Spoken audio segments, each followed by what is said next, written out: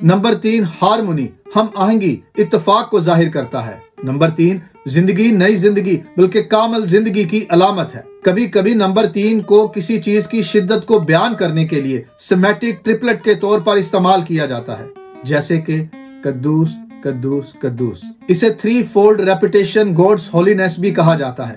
کتاب مقدس میں خدا تعالیٰ کے لیے یہ فریز 2 مرتبہ استعمال ہوا ہے، ایک یسایہ 6:3 میں اور دوسری بار مکاشوہ 4:8 میں۔ یعنی یہ آسمانی نظارہ صرف 2 زمینی لوگوں کو نصیب ہوا ہے، ایک یسایہ نبی کو اور دوسرا یوحنا رسول کو، اور دونوں بار اس فریز کا استعمال آسمانی مخلوق خدا کی حمد و تعریف میں کرتی ہے۔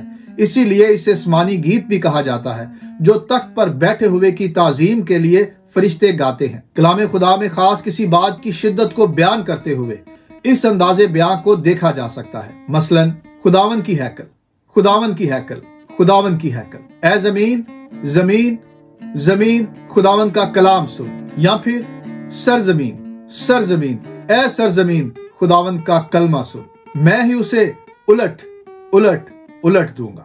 اور اسے رومن کیتھولک ترجمے میں یوں ترجمہ کیا ہے، میں ہی انقلاب پر انقلاب، ہاں انقلاب کروں گا۔ اور پھر ایک اور موقع پر بزرگ داؤد کی دکھ کی حالت کو اسی طرز اسلوب سے قلم بند کیا گیا ہے۔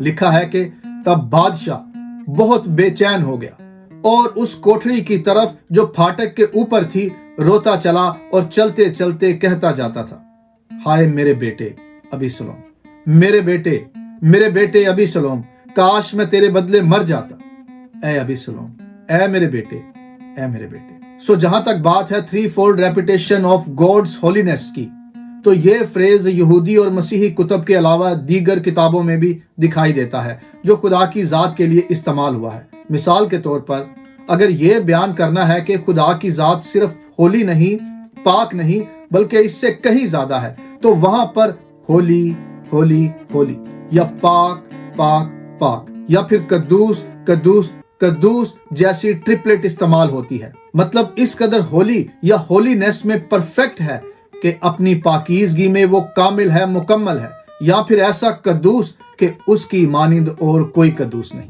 خدا تعالیٰ کی عزت و تعظیم کرتے ہوئے اسے مخاطب کرنے کا یہ خاص انداز فرشتوں کا ہے، لیکن دوسری تیسری صدی میں مسیحوں نے اس آسمانی تعظیمی انداز بیان کو اپنا لیا، اور اس طرح سے آسمانی مخلوق کے پرستش کرنے کا طریقہ کار زمین پر انسانوں نے شروع کیا۔ اس کا ایک دوسرا پہلو یہ بھی ہے کہ جب فرشتے خدا کو قدوس قدوس قدوس کہہ کر مخاطب کرتے ہیں تو اس سے مراد خدا بے حد پاک ہے۔ اس کی کریشن اس کی پاکیزگی کا ایسے ہی اقرار کرتی ہے کہ 3 بار خدا کو قدوس کہنے سے یہ بھی مراد ہے کہ خدا قدوس تھا، خدا قدوس ہے، خدا قدوس رہے گا۔ اس کی ایک اور تشریح بھی پیش کی جاتی ہے جس میں یہ بیان کیا جاتا ہے کہ خدا کو قدوس قدوس قدوس کہنے سے مراد خدائے ثالوث کا اقرار کرنا ہے، اور اس مسٹری کو چرچ نے انڈرسٹینڈ کیا ہے، یا یوں کہے کہ یہ ریولیشن چرچ کو نصیب ہوا ہے کہ خدا باپ قدوس ہے اور اس کا بیٹا ہمارا خداوند یسوع مسیح دائمی قدوس ہے، اور روح القدس جس کی پہچان ہی پاک روح یا قدوس روح کی ہے۔ یہ تینوں پاک ہیں۔ یسایہ 6:3 اور مکاشفہ 4:8 میں اس بات کا اعلان بھی ہے کہ عہد عتیق اور عہد جدید میں خدا قدوس قدوس اور قدوس ہے۔ آج جب کوئی بھی شخص، مرد یا عورت، خدا کو قدوس قدوس قدوس کہہ کر مخاطب کرتا ہے یا کرتی ہے تو یہ اس بات کا اقرار بھی ہے کہ خدا خدائے ثالوث ہے، باپ، بیٹا اور روح القدس، جو تمام مخلوقات سے الگ اور اپنی پاکیزگی میں کامل ہے۔